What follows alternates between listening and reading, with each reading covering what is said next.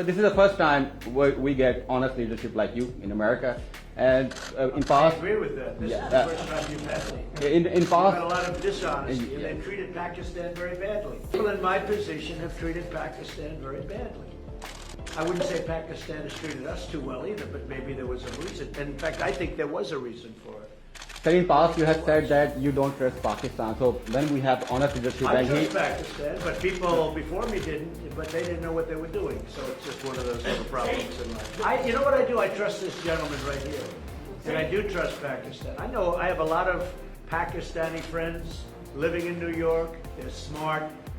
Great negotiators, by the way, in case you had any questions. They're among the toughest negotiators in the world. You know what? It's all going to work out.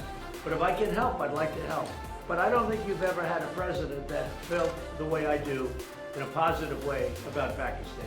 I don't think you have. I've looked back and I've seen where it was. But I also have a very good relationship with India. I have a good relationship with both.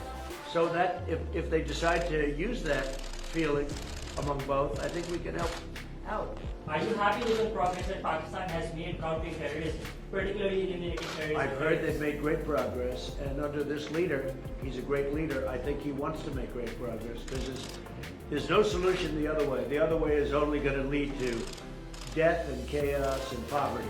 It's all it's going to lead to. And he understands it. Your prime minister understands it. Are we concerned about the human rights situation in Kashmir? About which?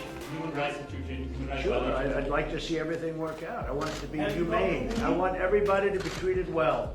You have two big countries and they're warring countries and they've been fighting, and I hope that they're going to be able to come together, India and Pakistan, and do something that's really smart and good for both. And I'm sure there's always a solution.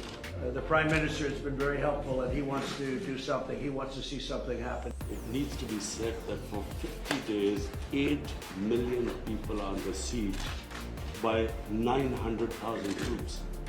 And it's a humanitarian issue, and so I was going to say that were you supposed to meet Narendra Modi now, I would have asked you to at least lift the siege. I mean, it's a huge humanitarian crisis taking place. So we're going to be talking about that in a little while. Out of my respect for your Prime Minister, I will say that many countries wanted to meet with me and us, the United States, during this very short 3-day period, and we were unable to meet with many of them. One of the countries I wanted to meet with was Pakistan and your Prime Minister, and it's an honor to be here with you. And I will tell you this, you have a great leader.